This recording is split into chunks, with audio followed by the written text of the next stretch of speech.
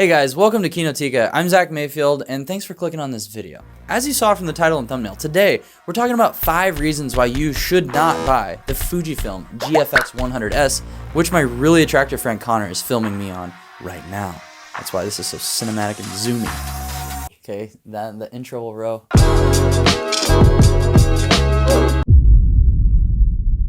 This video is sponsored by Lens Rentals. Reason number 1 why you shouldn't buy the GFX 100S is because the Fuji X-T4 and X-T3 exist. So, the Fuji X-T4 and X-T3 are still highly capable cameras. They have like a 26 megapixel sensor? 26.1. 26.1 megapixels, and it still creates really nice looking images for both photo and video. The X-T4 and X-T3 also shoot 4K up to 60 frames per second, whereas the GFX only goes up to 30 frames per second in 4K in F-Log.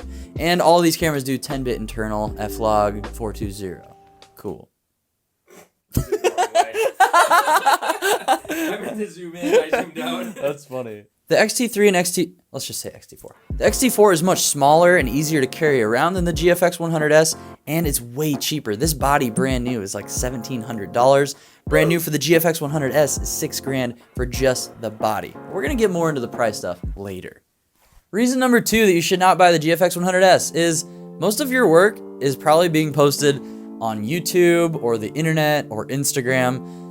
You don't need 102 megapixel photos, probably, unless you're a high-end photographer. In that case, you're not watching this video.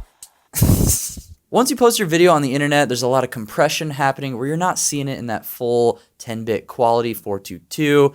And for photos, when you post them on Instagram, they're highly degraded. The file sizes become much smaller. Yeah, you can crop in a lot with 102 megapixels, but you can still do pretty significant cropping with 20 megapixels, and you can even make small to medium-sized prints that look really nice. So don't you worry. If you have a camera already, it's probably good enough.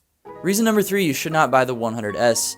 Maybe you're primarily a video shooter.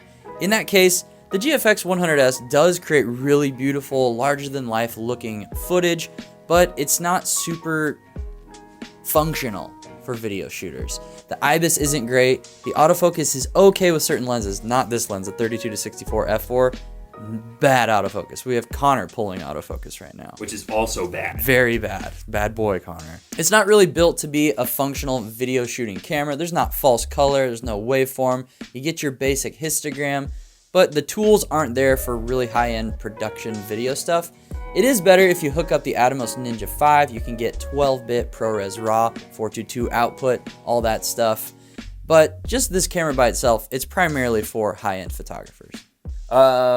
Is this 4 you said? Point number 4 on why you should definitely not buy the GFX 100S is because it sucks. No, point 4 on why you should not buy the GFX 100S is definitely the expensive ecosystem. This thing is not cheap to get into. Chances are, unless you're already shooting on a GFX 100, you're not in this ecosystem. You'd have to upgrade everything. The lenses are at minimum $2,000. The body is $6,000. Whereas with, let's say, great example, the Fujifilm X-T4, body starts at $700. You can find really cheap lenses, some cheap prime lenses with no autofocus in them for like $100 to a few $100 to over $1,000 if you're feeling frisky, but definitely nothing quite up as high as these GFX lenses. And I'm poor. And reason number 5 you should not buy the GFX 100S is because you can rent it. You can rent this camera for a couple days for way less money than $6,000, and you can rent lenses that are really high-end without breaking the bank.